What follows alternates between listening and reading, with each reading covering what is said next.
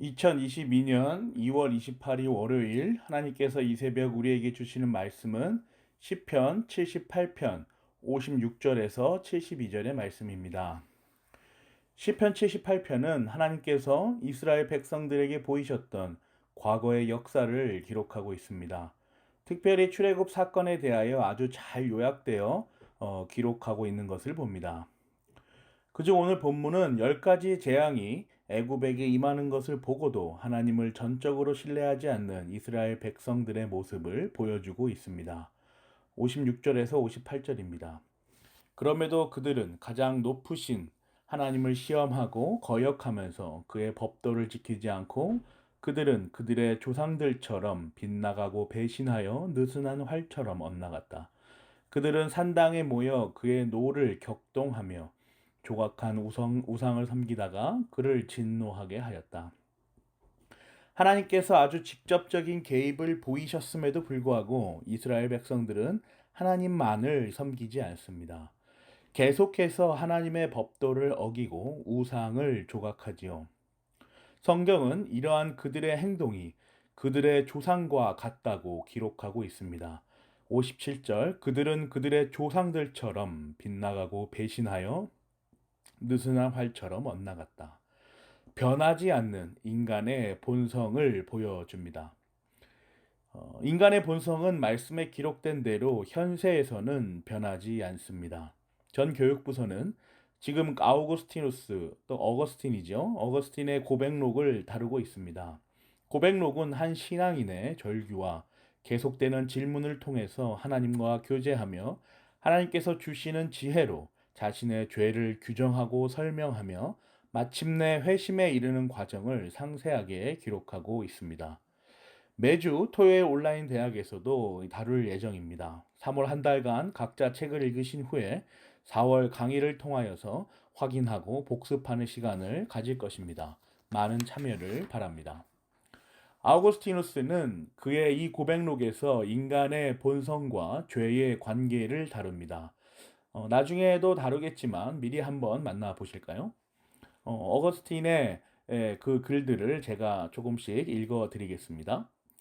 주님은 주께서 하신 말씀들이 다 참되다는 것을 도처에서 보여주셨지만 나는 주님의 말씀들이 진리라는 것을 확신하면서도 아무런 응답도 하지 못하고 단지 잠에 취해 잠꼬대처럼 잠깐만, 제발 잠깐만, 조금만 더 라는 말만 되풀이하였습니다. 하나님이 하신 말씀을 다 알고 있음에도 불구하고 계속해서 잠깐만, 조금만 더 죄를 짓자, 조금만 더 회심을 미루자라는 생각을 하고 있는 것이죠. 또 다음 글입니다. 나는 순결한 삶을 살게 해달라고 주님께 청하면서 주여 나로 하여금 순결하고 절제하는 삶을 살게 해주시기를 바라지만 아직은 그렇게 해주지 마십시오라고 기도한 그런 자였습니다. 계속해서 같은 내용입니다. 또 이어집니다. 이런 기괴한 일이 벌어지게 되는 이유가 무엇입니까? 도대체 이런 일이 왜 벌어지는 것입니까? 우리의 마음은 습성에 짓눌려서 진리를 의지해서 온전히 날아오르지 못합니다. 이 분열은 내가 원한 것이 아니었지만 이 심령 안에 또 다른 본성이 존재한다는 것을 보여주는 증거가 아니라 나에 대한 형벌이었습니다. 그러니까 계속해서 하나님을 따르고자 하고 죄를 따르고자 하는 이 두 마음이 있는 것이 아니라 그 죄에 대한 규정을 나에 대한 형벌이라고 설명하고 있습니다.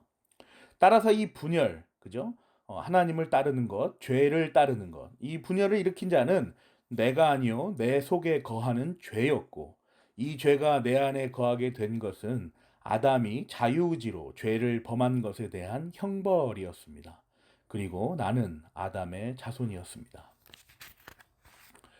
하나님을 믿는다고 하면서도 하나님을 따른다고 하면서도 내 안에서 하나님과 동행하는 것을 가로막는 무언가가 있다는 것은 참으로 괴로운 일이 아닐 수 없습니다. 좀 전에 읽어드린 것처럼 아우구스티누스는 이것을 죄라고 설명하면서 이 죄를 형벌이라고 설명합니다. 하나님께서 순종하는 것과 하나님께 불순종하는 것의 분열을 만들어내는 것은 내가 아니라 죄라는 것입니다. 나와 죄를 분리하여 설명하고 있는 것이죠. 그리고 죄는 아담의 최초의 죄로부터 나에게 전달된 형벌이라는 것입니다. 이 형벌 때문에 나는 지속적으로 이 분열을 경험합니다. 예수 그리스도께서 오시는 그날까지 말이죠. 한번 다르게 생각해 볼까요? 이 분열이 없는 사람도 있지 않을까요? 하나님을 알지 못하고 하나님을 알려고 하지 않는 자들에게 이 분열은 발생되지 않을 것입니다. 전혀 충돌이 생기지 않으니까 말이죠. 오직 죄만 쫓아다니는 그 한 가지 마음만이 있을 것이란 것이죠. 그렇다면 그 사람은 이 분열을 가진 우리보다 더 행복한 삶을 살고 있는 것일까요? 그러니까 계속해서 하나님과 죄라는 죄 사이에서 줄타기를 하고 있는 이 분열을 가진 우리보다 분열이 없는 그들이 더 행복한 삶을 살고 있는 것인가라는 질문을 해보는 것입니다. 바로 여기에 하나님의 작정의 그 선택이 자리하고 있습니다. 59절에서 54절입니다. 하나님께서 듣고 노하셔서 이스라엘을 아주 내버리셨다. 사람과 함께 지내시던 그 천막 실로의 성막을 내버리셨다. 주님의 능력을 나타내는 궤를 포로와 함께 내주시고 주님의 영광을 나타내는 궤를 원수의 손에 내주셨다. 주님의 백성을 칼에 내주시고 주님의 소유에 분노를 쏟으셨다. 불로 젊은 총각들을 삼켜버리시니 처녀들은 혼인 노래를 들을 수 없었다. 제사장들은 칼에 맞아 넘어지고 과부가 된 그들의 아내들은 마음 놓고 곡 한 번 못하였다. 분열을 경험하지 않는 사람들은 지금 방금 읽어드린 본문에서처럼 분열을 경험하지 않고 오직 죄만을 쫓아가는 사람들은 하나님께서 내버리신 아주 내버리신 유기하신 자들이라는 것입니다. 그러므로 분열을 경험하는 하나님을 쫓든지 죄를 쫓든지라는 이 분열을 경험하는 사람들은 하나님께서 선택하신 백성들입니다. 버리지 않으시고 유기하지 않으시며 내버려 두지 않는다는 그 확증이 바로 우리가 매 순간 경험하는 이 분열입니다. 하나님을 쫓은 것인가, 죄를 쫓을 것인가. 하나님께로 가는 것이 마땅하고 하나님의 법에 순종하신 것이 바른 것인 줄을 알고 있음에도 불구하고 끊임없이 육신의 정욕을 따라 그 형벌이라는 습성에 기대어 판단하는 우리는 이 분열이 있다는 것 그 자체만으로도 이미 하나님께서 택하신 자들이라는 것을 확인할 수 있습니다. 오늘 본문에 보시면 하나님의 선택은 단호합니다. 그 누구도 이유를 물을 수 없으며 따지고 반론을 제기할 수 없는 것이죠. 유기된 자들이 왜 나를 선택하지 않으셨냐라는 항의를 할 수가 없습니다. 그 여지가 보이지 않습니다. 또한 선택을 받은 자들도 나에게 있는 하나님에 대한 신앙이 나의 의지이며 나의 결단이라는 자랑의 말을 할 여지가 전혀 없어 보입니다. 오직 하나님의 그 선하시며 기쁘신 뜻으로 택하신 이 거룩한 작정은 이 택함을 받은 자들에게 그저 은혜라는 말밖에는 할 수 없도록 만듭니다. 말씀으로부터 이 작정의 과정들을 한번 묵상하여 보십시오. 65절에서 72절입니다. 드디어 주님은 잠에서 깨어난 것처럼 분연히 일어나셨다. 포도주로 달아오른 용사처럼 일어나셨다. 원수들을 뒤쫓아가서 쳐부시며 길이길이 그들을 욕되게 하셨다. 그리고 주님은 요셉의 장막을 버리시고 에브라임 지파도 선택하지 아니하셨다. 오히려 유다 지파만을 선택하셨으며 그가 사랑하신 시온산을 뽑으셨다. 그곳에서 주님은 주님의 성소를 높은 하늘처럼 세우셨다. 영원히 흔들리지 않는 터전 위에 세우셨다. 주님의 종 다윗을 선택하시되 양의 우리에서 일하는 그를 뽑으셨다. 암양을 돌보는 그를 데려다가 주님의 백성 야곱과 주님의 유산 이스라엘의 목자가 되게 하셨다. 그는 한결같은 마음으로 그들을 기르고 슬기로운 손길로 그들을 인도하였다. 이 말씀 속에 어떤 인간의 개입 여지가 보이십니까? 전혀 깃들어 있지 않지요. 오직 하나님께서 정하시며 하나님께서 일하신다는 단호한 하나님의 작정이 드러나 있습니다. 침묵하고 계시던 중 갑자기 주님께서 일어나셔서 백성들을 선택하는 용사처럼 되십니다. 자신이 버리신 자들을 쫓아가서 멸절시키시며 그들을 말로써 꾸짖으시고 책망하십니다. 하나님의 백성들의 초소와도 같아 보이던 요셉의 장막을 버리시고 하나님께서 자신들을 포기하지 않으시고 사용하신다고 믿고 있는 에브라임 지파도 선택하지 않으십니다. 오직 하나님만이 주관하시고 하나님만이 아시는 단호한 작정인 것입니다. 그리고 그의 의지에 따라 오직 유다 지파만을 세우십니다. 그리고 시온산을 뽑으십니다. 그런 다음에 흔들리지 않고 영원히 예배할 수 있는 거룩한 성소, 곧 교회를 세우십니다. 또한 마침내 그의 백성들을 잘 지도하고 다스리게 하기 위하여 다윗이라는 왕을 세우십니다. 하나님께서 택하신 백성들을 잘 인도하도록 세우신 것입니다. 사랑하는 고향제일교회 성도 여러분, 오늘 말씀은 오늘날 우리에게 어떠한 교훈을 전달하여 줍니까? 우리는 본성상 하나님을 쫓을 수 없는 자들입니다. 가만히 내버려 두었다가는 도무지 하나님의 존재와 그 사역을 받아들이려고 하지 않는 그러한 자들입니다. 아우구스티누스가 말한 것처럼 이러한 습성은 바로 죄라는 형벌 때문입니다. 우리가 아담의 후손인 까닭에 이 습성은 우리가 육신을 입고 있는 한 끊임없이 우리를 하나님과 멀어지게 하는 기능을 합니다. 그런데 오늘 말씀은 여기에서 끝나지 않습니다. 오늘 우리로 하여금 예수 그리스도를 바라보게 합니다. 예수 그리스도가 필요하다라는 사실을 우리에게 전달하여 주지요.